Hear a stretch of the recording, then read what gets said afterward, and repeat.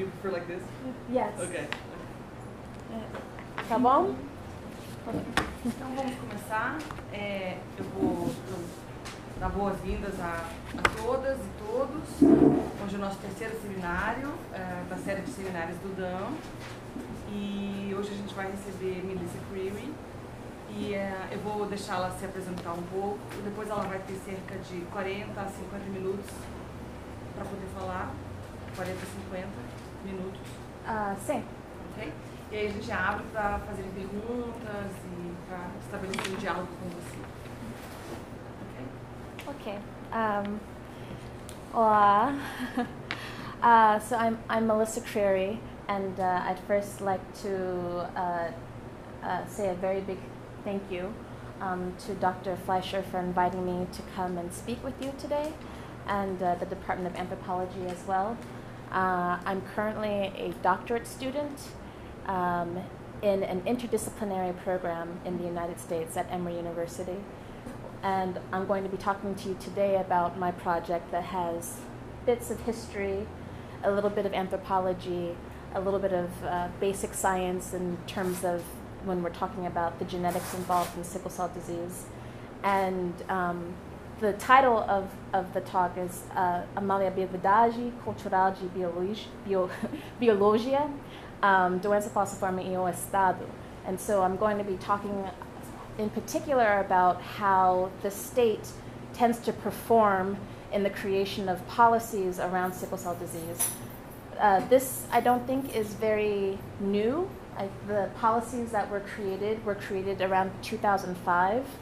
And I've read many things that have been produced in Brazil about this topic. But I think that I bring a different perspective to the analysis, which includes the fact that I'm American and that I have a different kind of lens, and the fact that I used to work at the Centers for Disease Control and Prevention for almost 10 years. So I have a very strong background in public health, and when I was at the CDC, I helped create the national data collection system that exists now.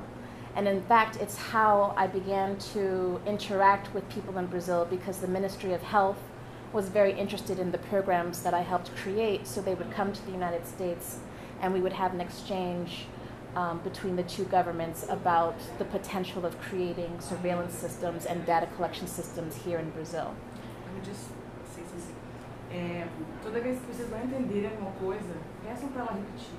Quando ela fala sickle cell disease, é a doença falciforme, tá? Esse é o termo em inglês.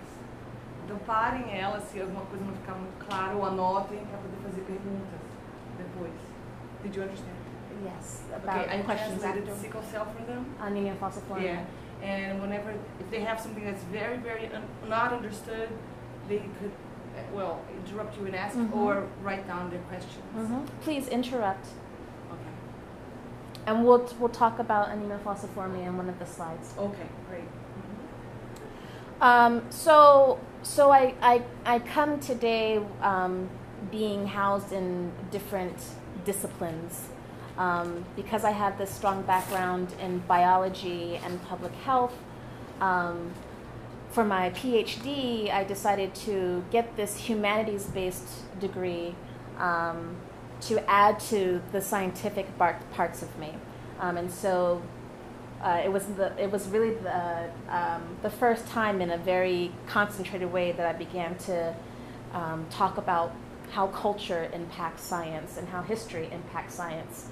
And then my methods, which in my past life were both quantitative and qualitative in terms of interviewing and focus groups, I added the methodologies of oral history for this project, as well as ethnographic methods. So I don't fit very nicely in one place, which I like. So we'll talk about all these things. We'll also talk about, because I come from this position of having worked in the government, how that may bias people towards me in the research that I'm doing today. Também eu tenho anemia falciforme, então how does that complicate things as well. How does the fact that sometimes when people know that I have the disease, how does that impact what they may or may not say to me, as well as considering just all the different lenses that people may see me through and that I see them through. So we'll talk about all of that. So you have a general concept. In general, my project is about how, in particular in Brazil, how government, the state nations, not only the national government, but within the state as well, and even the municipalities in Brazil, how they, as well as people who have the disease, as well as leaders in the movement, as well as people who work in the infrastructure of civil society and of the government, how they may all impact in creating this story that creates sickle cell disease as a Black disease and puts it firmly in saúde da população negra, as opposed to biologically how it kind of situates its own self. So we'll talk about all these things, the conceptual framework, o que é doença falciforme, medicalization and health, cidadania biológica, my methods, again, my positionality and some of the implications, and then hopefully we can have a good discussion at the end.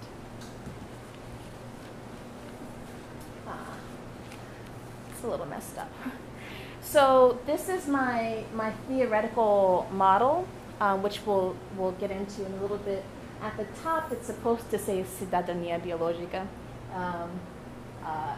The B. Yes. It's hanging in. And I don't know, I translated all these things. This is supposed to say Estado, sociedade civil, individuos, crise de identidade. So when I traveled to Salvador for the first time in 2011, I was told that I had to meet a married couple who were part of the sickle cell movement. The husband helped create the 2006 policy that addresses sickle cell disease, and the wife heads the municipal health center in Salvador. And she helped create the sickle cell disease unit in Salvador. So both of these people have sickle cell trait, and she looked a little bit like Soraya, and she had long brown wavy hair, and her husband looked a little bit like me, and he had still has dreadlocks. And in the United States, I think people would have considered the wife as white. But in Brazil, that's not so much the case. And when I talked to her about her initiatives with sickle cell disease, she said, "Eu sou negra." And she said it was this principle that helped push her forward to create what she created in the municipal health center. So her darker-skinned husband, who considers himself a militant in Movimento Negro, is the former coordinator of the National Association, the National Civil Society, and they have a child who was diagnosed with sickle cell disease, and who was the very first child in Salvador to receive newborn screening, teste de pezinho. So as a family, this couple shifts between multiple roles, right? They shift between being a genetic carrier, between being parents, being a government official, and being sickle cell disease advocates. And together, these two activists help shape the racial discourse on sickle cell disease by associating the disease with Blackness on the individual level, right, the state level, and the civil society level. And all of this, in my eyes, creates this kind of identity crisis that's happening. And so I use the term not in the traditional sense of a psychological state of confusion about one's role in life, but in a way that expresses how all of these entities play together and are at odds with each other concerning their actions around sickle cell disease. So at the state level, up top, my project describes this reigning racial ideology and the development of racialized health policy and how these two are contradictory. right? We have Brazil that thinks that race is not a static thing like the United States. They think it's more of a mixture here. But despite this idea and concept of mixtura, there are still policies that state the opposite. So on an organizational level, I investigate this rebellious act, and I think it was a very strategic act, to align sickle cell disease with the Black movement and anti-racist activities. Lastly, I explore the actual embodiment of sickle cell disease in the patient population and the identity crisis that may be experienced among those who are diagnosed with a Black disease, especially those people who are diagnosed that may not consider themselves to be Afro-Brazilian. So what does that mean to be diagnosed with a Black disease and yet internally not believe that you're Black? I analyze all of these interactions between these actors within the conceptual framework of biological citizenship, which we'll talk about. And I define biological citizenship as a way to express the claiming of rights through a collective identity situated around a specific health concern. Entendeu? No. Can you say it again? Sure. So, for me, biological citizenship is a way for people to claim particular rights. What's different here than in the United States is that your Constitution actually says that health is a right. And so, does this writing of policy help people who have disease be able to better claim notions of rights, whether they come through health or other ways? And I argue, and we'll talk about it later on, I argue that the government, it's easy for the government to say, okay, yes, here's sickle cell disease policy, and we are paying attention, and we will offer you a certain amount of rights and a certain amount of believed citizenship that the government is thinking about you and caring about you. But the government is also ignoring much larger civil rights in terms of access to education, access to health in general, access to many privileges that those who are Afro-Brazilian typically do not have access to in this country. So with this framework in mind, I aim to answer the question, how are all of these different actors working together or separately in the redefinition of race and health through culture, biology, policy, and politics in contemporary Brazil? And I argue that the offering of biological citizenship through sickle cell disease policy has been a strategy of the state to appease the people, in particular Black people, while still neglecting their larger economic access or other issues of equality. So, o que é a doença falciforme? Sickle cell disease is a genetic disorder that affects hemoglobin, the molecule that transports oxygen in the blood. The disease gets its name by the shape of the cell when it's under low oxygen conditions. So if you see this picture, you'll see that there are two shapes of the cells, and a normal red blood cell looks like the circular cell, and the sickled cell looks like the smaller, more deformed cell. And what happens is that when the cells shrink in size, it also decreases the surface area in which oxygen attaches to. So automatically you have less oxygen going to parts of the body. And then on top of that, these cells are kind of C-shaped, which is how the name comes, sickle cell. And they kind of hook onto each other and cause a traffic jam as they're flowing throughout the blood. And so this further increases a lack of oxygen. If you can imagine, blood flows everywhere, so the potential of oxygen not getting to many places creates the hallmark symptom of sickle cell disease is pain, dor, right? So not only dor, but infections, anemia, possible organ failure. So in general, 2 copies of the sickle cell gene are needed for the body to make the abnormal hemoglobin found.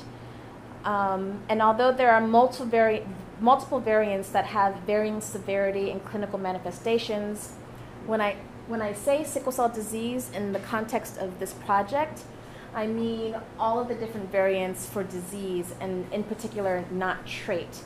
And sickle cell trait, I think, is a public health issue unto its own, in which people have only one expression of the sickle gene, and again, that I think could be another project. So I'm only focusing on the disease. So when we think about who sickle cell affects, most of us think personas negras.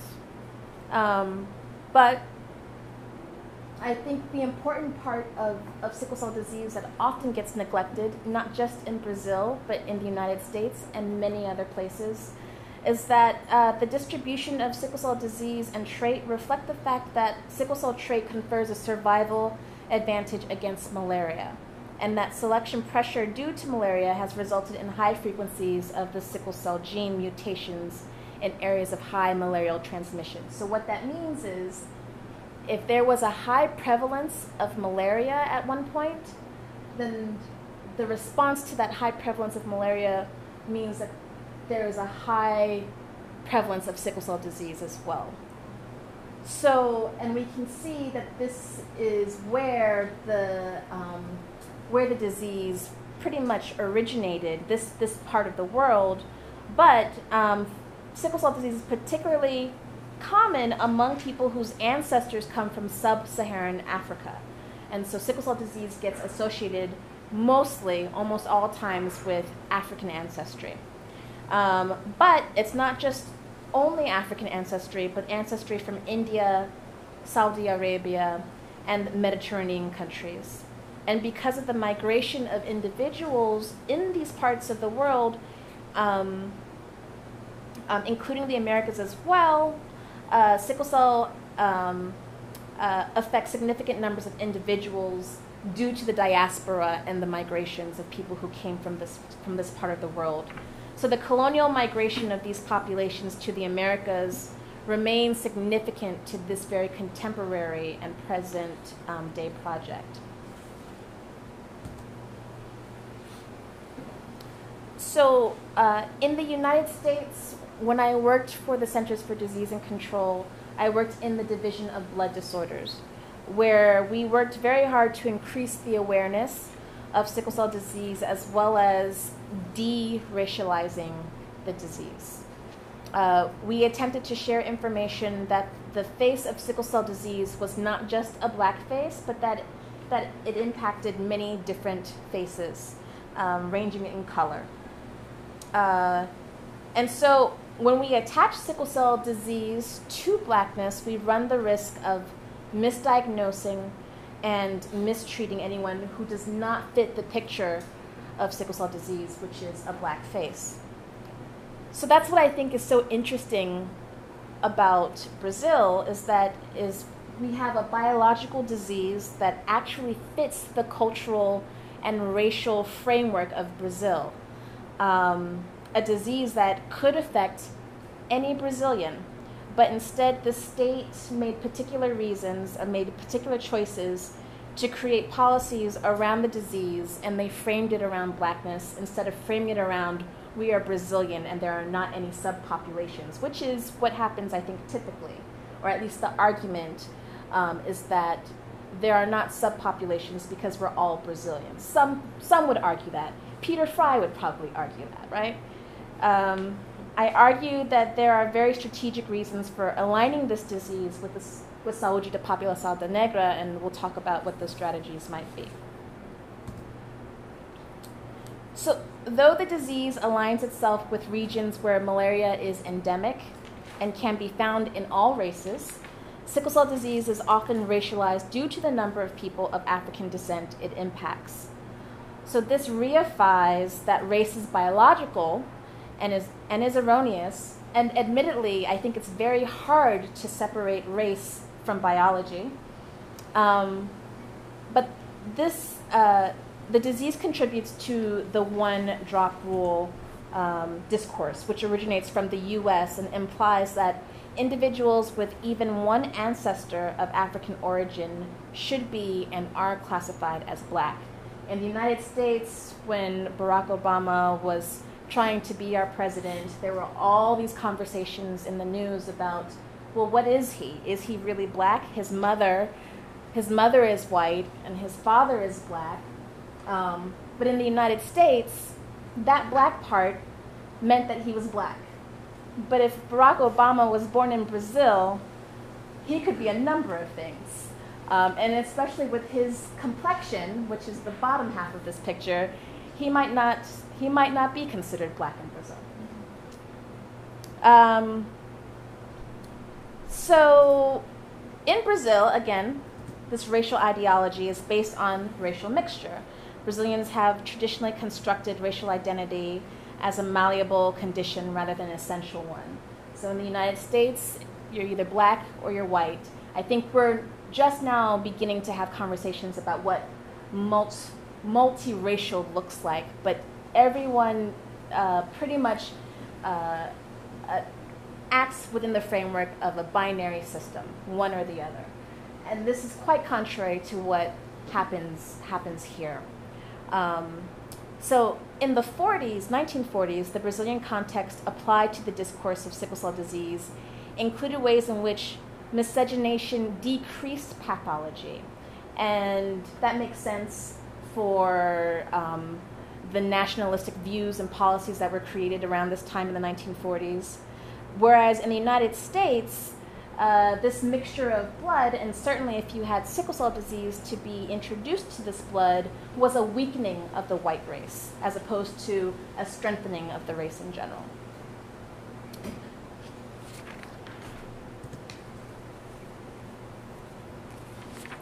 So here's a map that outlines the prevalence of sickle cell disease in several states in Brazil. It's an old map from 2005.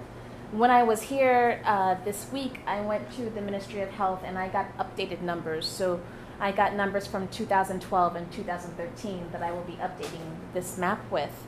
But if we look at this particular map with the old data, it's estimated that approximately 2,500 children are born every year with sickle cell disease in Brazil.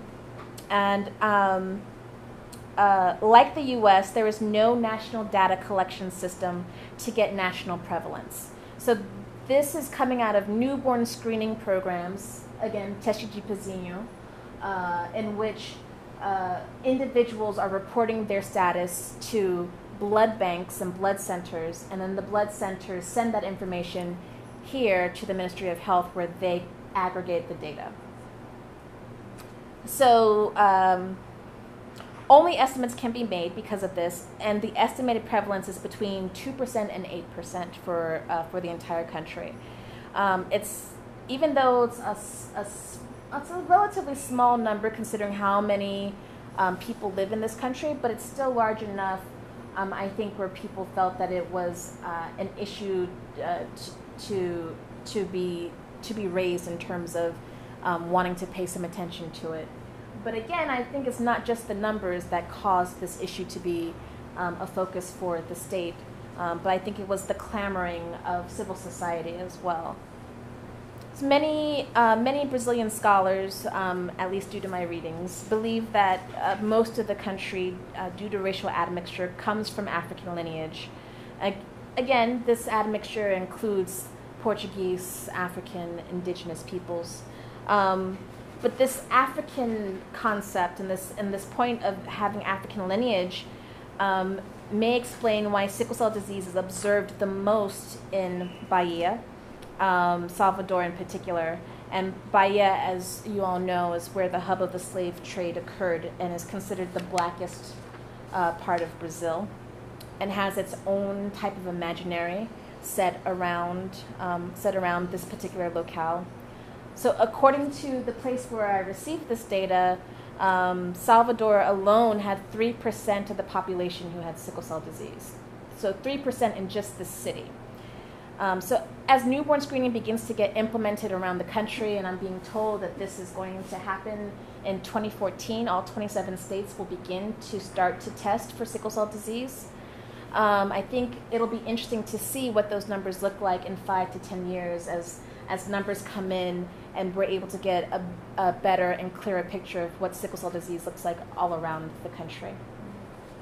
But while this is up, it's interesting, right? You've got places like Rio Grande do Sul, where 1 in 10,000 people have the disease, and then Bahia, where 1 in 650, right? And this is definitely about migration patterns that have happened across, have happened over time in Brazil, and is definitely a part of my project, especially when I talk about this regional reality and genetic imaginary. When I just arrived to Salvador 2 weeks ago, where I will remain for 5 months to complete my project. And the very first meeting I had when I arrived, I was told by certain people that, you know, we can't compare ourselves to other states. We have a different genetic reality. Thank you. So what does that mean? We have a different genetic reality. Well, I don't know yet because I still have to interview lots of people. But I imagine that what this means, especially for Salvador, there are people, scientists and clinicians and physicians there who believe about the notion of haplotypes. Does everyone understand the haplotypes? It's haplotypes. It's a genetic term. And it's basically a group of genes that gets passed down over generations and generations and generations. And so sickle cell disease has different haplotypes assigned to it.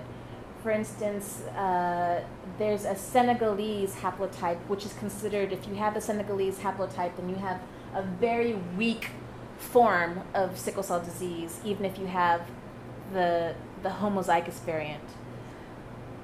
In Salvador, researchers have shown that the most prevalent haplotype there is called the Bantu haplotype, and this often has a much more severe presentation of the disease than another set of haplotypes. And so it's interesting that this phrase even gets said, though. Oh, we have a different genetic reality, but it's not very far from the truth. When I went to the Ministry of Health just a few days ago, they gave me this book, which I'm very grateful for. And every single state outlines what's happening in their state for newborn screening. And as I started to read through the book, you could see that some states had strong sickle cell programs, and some did not. You could see that the data collection systems were different for each, not for all of the states, but for many states. And so if we think about the fact that science is not static, that there are people behind the science, and that policies are not static, there are people behind the science, any kind of genetic imaginary that's housed in the person that lives in these people gets expressed through policies of when something happens or when something doesn't happen. And so part of my project is to figure out what these realities or imaginaries are for people. And I'm doing it, I think.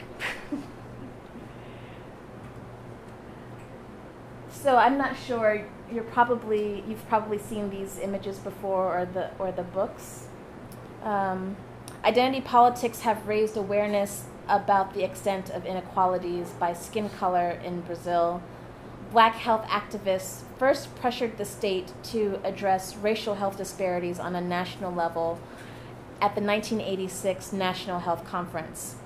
The final report from this conference recommended increased public funding for the study of illnesses believed to affect certain racial and ethnic groups.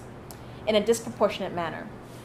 After this 1986 conference, a flurry of activity took place after the development of the new Constitution, which created the new federal public health agency inspired by democracy and requiring the heavy utilization of civil society participation. Not only that, when I'm interviewing many people, especially people in the governmental roles, they all mention abertura. They all mention Lula. And it's interesting because when I speak to people who are living with sickle cell disease or who are leaders in movimento da anemia falciforme, no one really gives credit to the ability to have an impact on policies the way that civil societies do now to the opening of the government or to any kind of particular government official. So with the creation of SUS, I think health became a universal citizen's right, and the state became formally responsible for guaranteeing universal and equal access to health. And I talked about that a little bit earlier, how this notion of guaranteeing universal health to everyone really has aided people who are in civil societies to clamor for as much as they can get. And it's worked.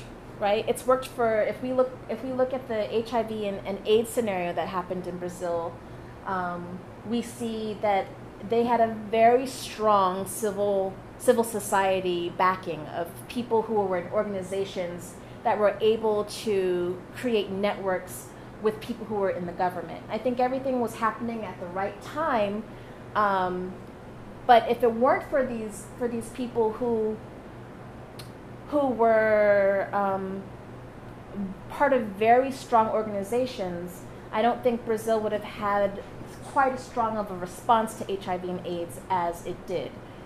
When I talk to people about this difference between HIV organizations and sickle cell disease organizations, what I get is that, well, the main difference is that the HIV and AIDS people, or the people who were part of those organizations, well, they were not poor.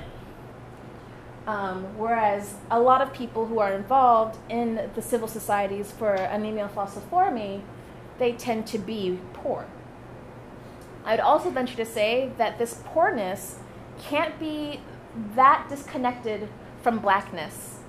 And certainly the people who are involved in the organizations in sickle cell disease, they don't see a separation at all. They see blackness equaling poorness. Actually, I would venture to say that it's not just the people in these organizations in anemia falciforme, but many people equate blackness with poorness. So teasing out and looking at other organizations have been helpful to me because some organizations have been very successful and continue to be successful. And when I go to support groups or I go to meetings where organizations meet and talk about their future, I can see levels of dialogue and organization that may not meet the way other organizations dialogue together and are organized.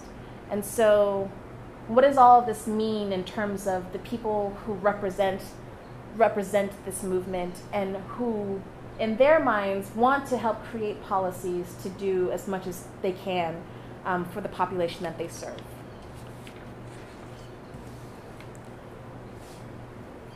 So I don't think I have to explain this to you. This is your health system, SUS, in a very nice chart. This is an image I took from a Lancet article that depicts the public health policy making and how social participation occurs here in Brazil, written by Brazilian authors, but in English. And so this flowchart explores how at least two of the actors I'm interested in work together in terms of the development of policy. And I know that you guys know about the federal level and the state levels and the municipal levels, and the fact that there has to be social participation embedded in how policy occurs.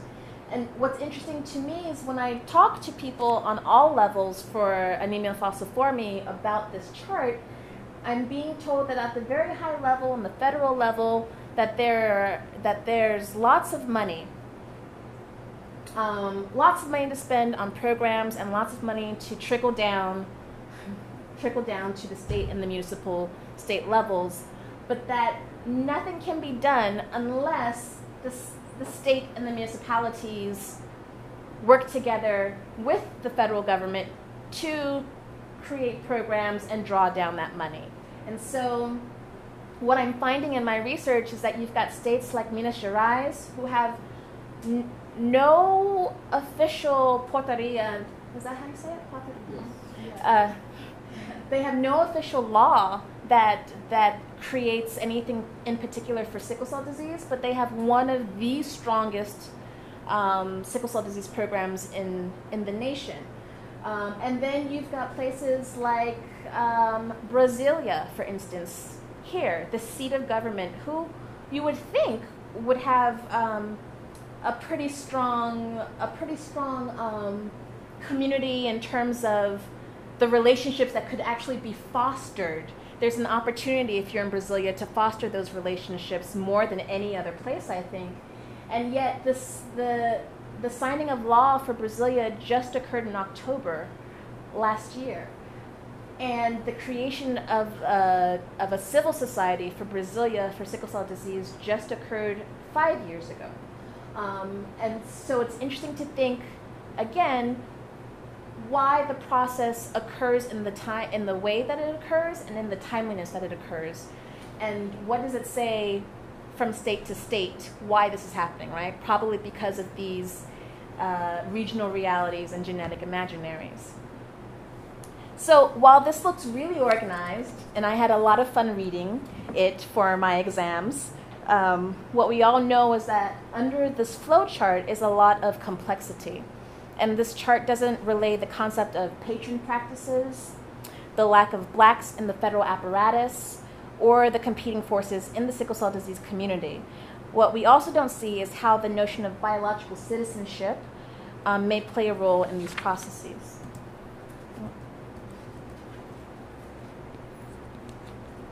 So the claims to racial identity vis-a-vis sickle cell disease gives us an opportunity to discuss how these claims translate to much larger arguments for legitimacy and recognition through biological citizenship.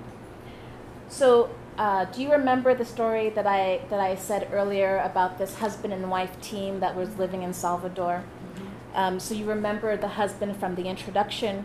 If we think about him and what he represents as a biological citizen, we can picture a man who calls himself a black activist. So when I talk to him, he says that I'm a black activist. He doesn't necessarily say that he's a sickle cell disease activist, even though he is. He's also a parent of a child with sickle cell disease. So could he be attempting to gain civil rights as a person of color in a society that has historically denied those rights, but through the health movement? There's a reason why he puts to the front that he's a black activist and not an activist for anemia falciforme. He, as the former director for the National Sickle Cell Disease Org, has galvanized people all over the country who share this gene point mutation, right? This organization is happening over a genetic situation that's happening, and it doesn't happen in just sickle cell disease. We know that strong organizations and communities are built around all diseases. In the United States in particular, cystic fibrosis is a particularly strong organization that gets millions and millions of dollars, have lots of attention all the time. We see autism in the United States in particular. There's October is the pink month, right, for cancer. So this is not anything new, but I think that what could be new about it is the nuance of poverty and the nuance of race.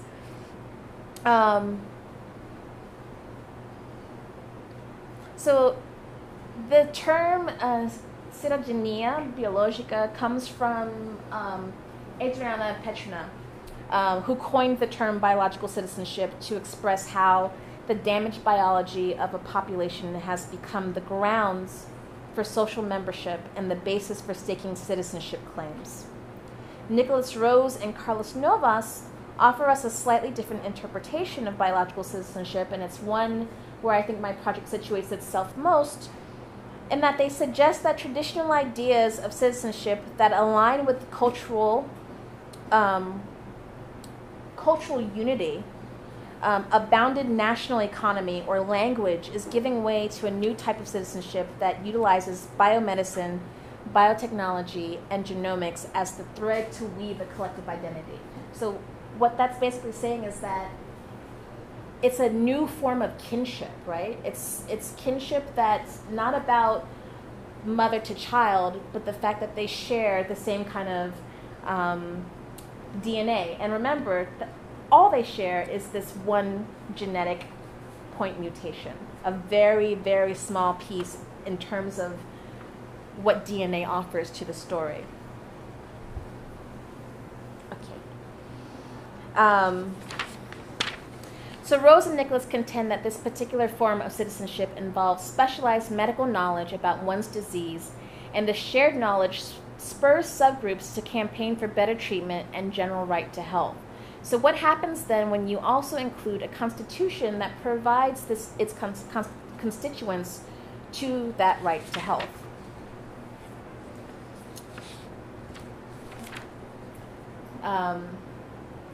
Because I have 10 minutes, I'm going to go through this quickly, but for my research, I received a Boren Fellowship to collect my data for 10 months. Actually, it's 11 months. I leave in September. 11 months here in Brazil.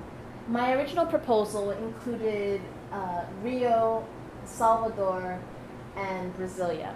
And what I wanted to do was give a snapshot of what each of these states looked like, and in order to help me tell the story of this difference and how policy can be created and utilized or not utilized.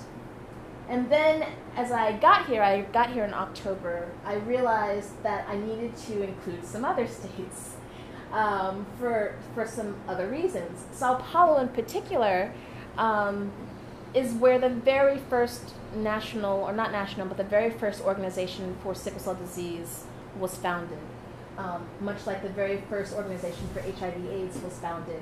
And I think that it was founded in this place for particular reasons. And so why isn't Sao Paulo as strong when I talk to people in the national level? They mention very particular countries. They say say Bahia, they say Rio, they say Minas Gerais, they say Pernambuco. Why isn't Sao Paulo in that list automatically?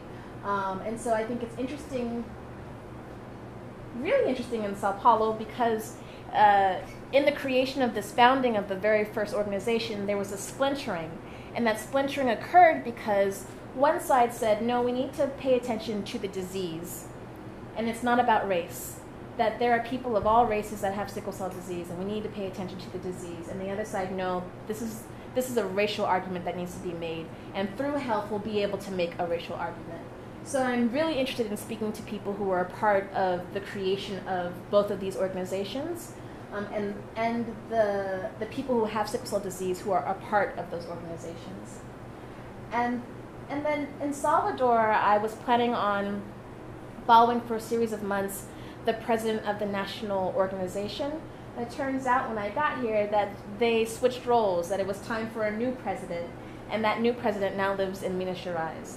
And so I will still follow the former president in Salvador, particularly because he was president at the time of this policy creation, and he is known as the face of sickle cell disease because of all of the work that he's done. But I will also travel to Minas Gerais so that I can have interviews and conversations with the new president as well. And then Recife has a very strong program, and I was invited to give a talk there. And while there, I think it behooves me to also collect interviews and oral histories as well. So, my methods. I've described the geopolitical context and some of the theoretical constructs, and so briefly I'll talk about my methods. This project intersects concepts from sociology, medical anthropology, political science, history of medicine, public health.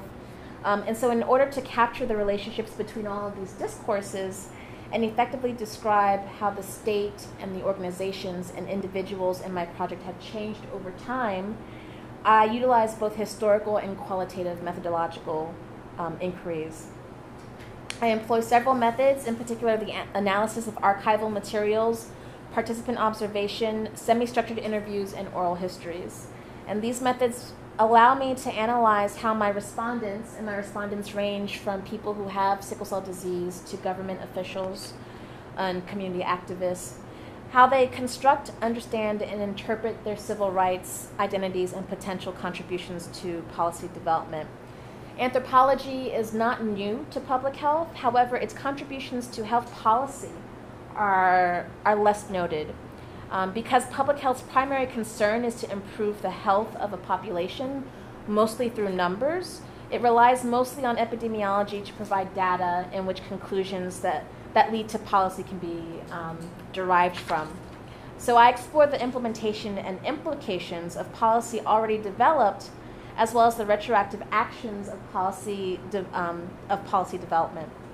The utilization of ethnography can help elucidate how certain communities played a role in policy development and how they continue to interact with the legislation. So this is also, I think, a study of the elite. And I think that's something that's kind of important because I'm not, this project isn't about me gaining and knowing more about the everyday livelihoods of people who are living with sickle cell disease.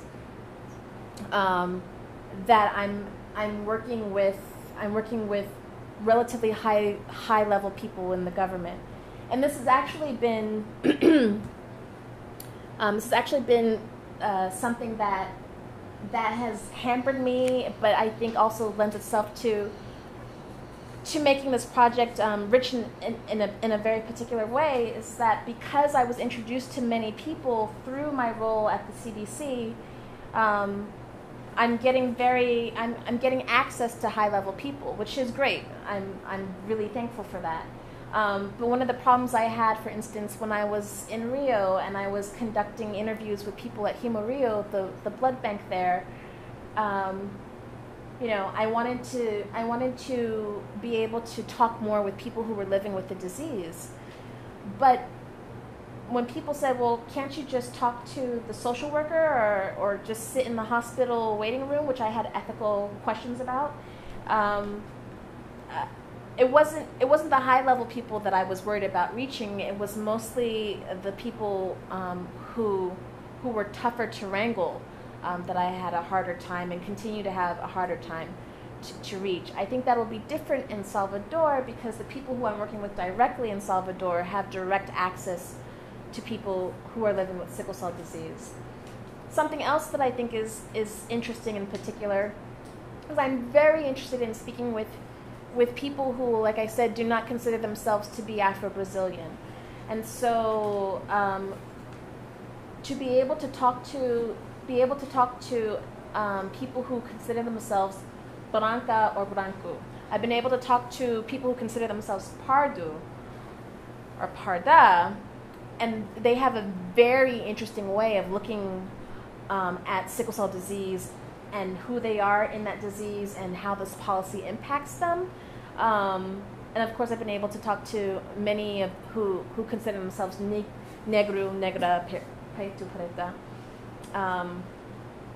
But what I have found so far is that if we go back here,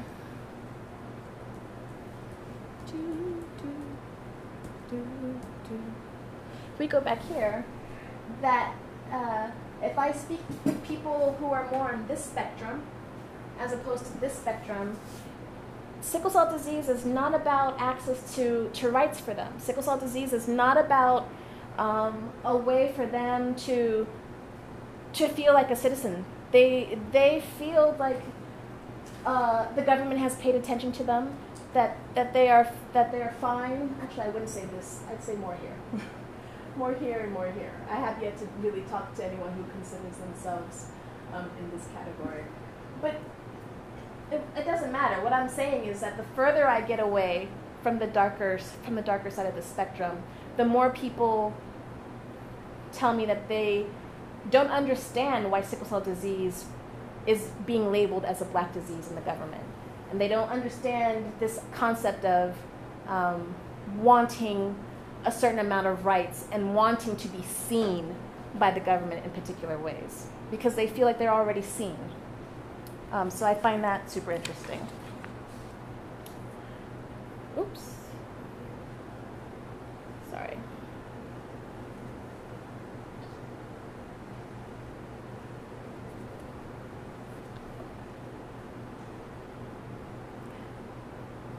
So we talked about the levels of interaction, and this is how I designed the proposal. But as you know, when you start research, everything starts to change. It's pretty much stayed the same, but I've really appreciated the contextual interviews that I've been able to gather. I've spoken to the director of IPEA. I've spoken to professors all over the country about ideas of health and policy and race. And I've spoken to leaders in Movimento Negro and talked to them about how close or not close sickle cell anemia is now a part of that movement. And we can talk about this in the discussion, but my positionality is someone who's come from the United States. So I have American status. I have, if you talk to me long enough, you get to find out that I was a scientist. And so many people who I'm meeting, I've already met. I've come to conferences in Brazil and I've given talks on sickle cell disease. And it's really interesting, especially when we're talking about my own status. For the most part, when I interact with someone who I'm interviewing, I don't want them to know that I have sickle cell disease because I fear that it may bias something. Although sometimes them knowing that I have sickle cell disease creates a link and a bond, and I think that I get biased information on the other spectrum, in which people I think share more than they probably would if they didn't know I had the disease. And so in having this disease, it's been really interesting to process, and I'm sure I will write about what does it mean, even though I'm asked all the time, well, what kind of disease do you have? Do you have my kind of disease? Or you're from America, what class were your parents in? There are people who are always trying to test these notions of authenticity and legitimacy with me. And so they want to form a bond, but then they want to see if that bond is authentic. And they ask questions to ensure that we are indeed the same person. And so that's been really interesting to witness and observe. And so this positionality has given me access to all kinds of people, but it's what I really want to do is I want to sit in the back and I want to observe, and I'm often not allowed to sit in the back and observe. I'm often taken to the front, as in this case right here with the microphone in my hand. I was in the back and I just wanted to take notes and record, and I was taken to the front and asked to give a brief presentation on my work. When I went to a public congressional session, the same thing. I was sitting in the back to observe, and I was pulled to the second row because I think for several reasons. I think people like being attached to the former government official, and so what do I represent to people here, and how do I aid them in me just being present, even if I'm not saying or doing anything? What kind of perceptions are being given off once I'm being introduced to someone as this person who used to work for the United States government? And the same thing, I was often in the presence where people would say, "Oh, and she has sickle cell disease. Can you believe it?" That she there's often this very push and pull between me fitting in one category, but then me not fitting in that category in the same instance. And so this leads me to my limitations. And I think positionality is a huge limitation for me, simply because I know that I'm getting some bias. I think every researcher introduces bias, but it would be really great if I could just be seen as someone who has more control over their persona. So I would rather be the one that let people know what I used to do or that I had sickle cell disease. And this conflation happens. I met with someone recently and interviewed them, and she knew that I had sickle cell disease, and she said, I asked her a question, and she said, you know, Melissa, I know that you have sickle cell disease, but our patients in Brazil, they don't act or look like you. They don't have the same kind of intellectual capacity that you do, right? So there's a lot to unpack in that statement. There are ideas of biological determinism and that sickle cell disease equals something very particular for this woman. I also think that sickle cell disease could have equaled blackness for this woman, and so she was saying, you know, Melissa, I know you're black, but our blacks here don't necessarily act the way that you act. So there are all these different levels of, I think, subconscious coding and very conscious actions and beliefs that have to be written about delicately and kind of, like I said, unpacked in a particular way. And that particular statement, I mean, it happened 3 weeks ago, and I still think about that statement every single day since I've had that interview. And I think it's a very important statement. So there's this notion of conflation of who this person is and represents me, but how I don't represent what I may represent, if that makes sense, here in Brazil. And then Portuguese, língua. What a limitation. So because I look Brazilian, right? Like I could totally be dropped off at a bus station anywhere and no one would question whether or not I was a foreigner until I opened my mouth, right? So I opened my mouth and all of a sudden I'm not what everyone thinks.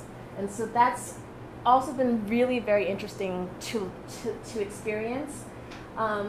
Many anthropologists go into the field and they don't look like the people who they're studying, and they do stand out, and it's automatic bias. So it's very frustrating for me because I could blend in, that I can't blend in as much as I can. To counteract some of the language limitations, I've hired research assistants who are bilingual in each of the places where I collect my interviews. And that in and of itself is also really interesting because even though they're my assistant, they're the one who's talking to the person most of the time, and I often get completely ignored during those interactions. And so that will get written about as well in terms of layers of authenticity and layers of authority. And then access is also, I think, a limitation, which we talked about, the fact that I don't have access, I think, to the people who don't care, the people who don't want to attend a support group, that aren't going to go to a conference or symposium, that bare minimum they're trying to take care of their family and take care of themselves, and they may present in the emergency room. But what I'm getting access to right now are people who, even at the lowest form, even if I'm being introduced to them by someone who was in one of those circles, they have some sort of sentiment, belief, and are somehow part of the movement.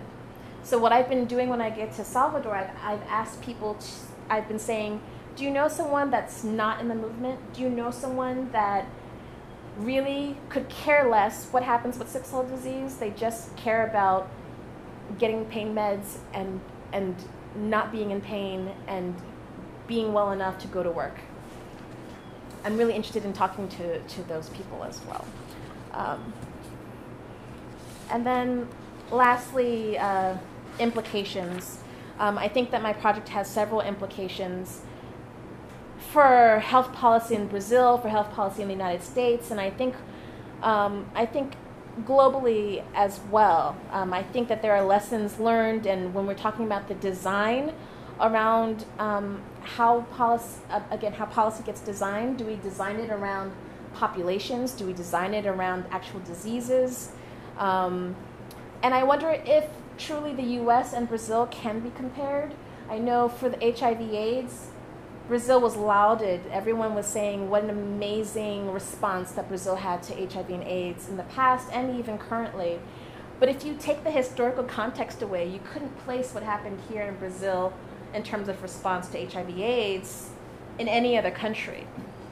There's a very particular set of historical activities that were happening, including the ending of dictatorships and the opening of governments, and again, the Constitution that dictates health in this country.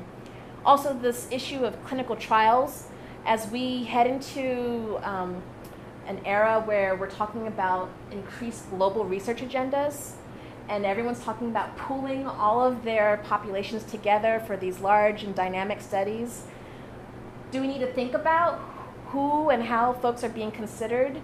A Black person, when we're categorizing race and we have these global populations, someone who checks Black for America and someone who checks Black for Brazil may be considered completely different. And in a day where we're talking about that blood pressure medications are specific to a particular race, how important is it that we're able to align, if we can align, and I'm not sure that we can or should align, racial categories.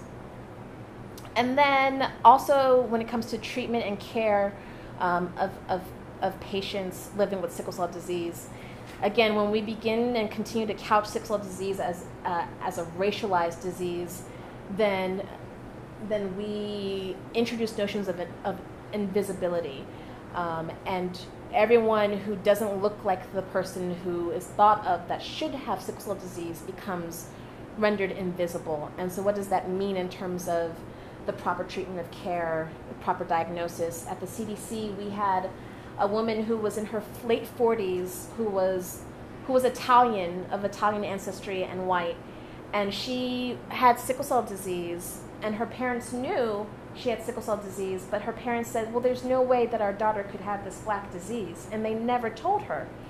So she got diagnosed in her mid-30s after years, after decades of saying to herself, something's wrong with me, and no one's telling me what's wrong with me, or I still don't know the truth. And I can't imagine what that must have been like for her, but there are real implications here, right? Not only because as a baby she was misdiagnosed, but she was actually correctly diagnosed, but because of this frame of stigma and shame and Blackness that's been applied to what sickle cell disease is for many people, she was left without that information for most of her life. So I also think that this analysis has important implications for the development of a shared language for growing global research agendas, as I said, in Brazil, in the US, and otherwise, policy development, diagnosis, and healthcare provision. Thank you for your time.